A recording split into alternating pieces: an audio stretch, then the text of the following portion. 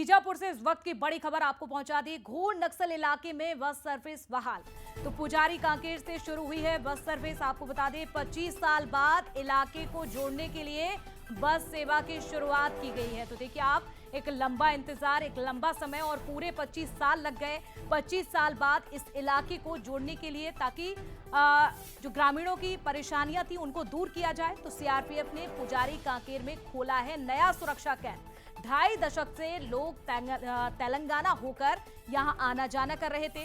पामेड़ से भी ये बस अब गुजरेगी और कुछ महीने पहले तक नक्सलियों का सुरक्षित गढ़ था ये पामेड़। लेकिन अब देखिए समय के साथ तस्वीरें किस तरह से बदली कि जो नक्सलियों का गढ़ होता था अब वहां पर भी बस सेवा यानी कि बस यहां पर चलाई जाएगी। तस्वीरें आपको दिखा रहे हैं, देखिए आप, भले ही कच्चा रास्ता हो लेकिन लगातार इस इलाके की तस्वीरें अब बदलती हुई नजर आ रही हैं। ये एक्सक्लूसिव तस्वीरें इस समय की आपको दिखा रहे हैं। यहाँ ये वो इलाका है जो आप तस्वीरों में देख रहे हैं, जहाँ एक समय ऐसा था, नक्सलियों का बोलबाला था, नक्सलियों का ये गढ़ था। लेकिन अब देखिए आप, तस्वीरें समय के साथ किस तरह से बदली कि इस इलाके में अब बस रुकने लगी है। ग्रामीण अब इस बस का सहारा लेकर उनकी परेशानियां भी अब दूर होंगी। ये देख सकते हैं आप, तस्वीरें किस तरह से बदलती हुई नजर आ रही हैं।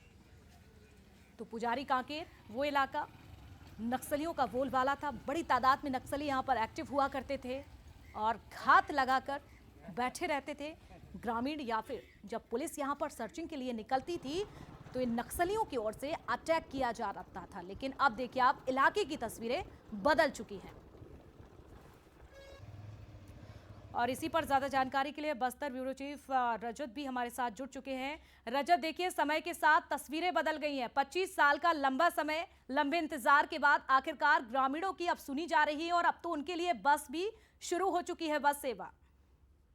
जी बिल्कुल साक्षी जी, देखिए ये सुरक्षा का भाव है। पुजारी कांकेर में हाल ही में सीआरपीएफ का नया कैंप जो है वो स्थापित किया गया था। इसके बाद जब बस ऑपरेटर जो है उन्हें जब ऐसा लगा कि माहौल अब अनुकूल बन रहा है तो एक बार फिर से ये शुरुआत की गई है। आपको मैं बता दूं कि 1.5 दशक पहले तक हम लगातार इस तरीके की खबरों को रिपोर्ट किया करते थे कि पुजारी कांकेर से होती हुई जो बस बीजापुर आ रही थी उसे नक्सलियों ने फूंक दिया, या फिर सड़क काट देने की वजह से ये बस सर्विस जो है वो रोक दी गई है।